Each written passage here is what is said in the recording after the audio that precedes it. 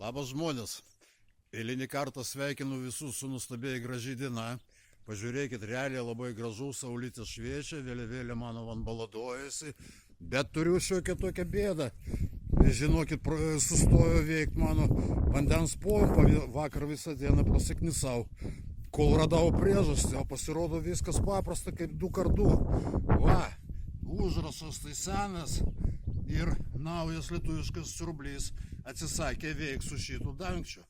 Bet čia tokia ir bėda, žinokit, atvažiuos Nausėdos rebetos ir ištrins mano tą užrašą ir veiks mano tą pompą, turėsiu aš vandenį.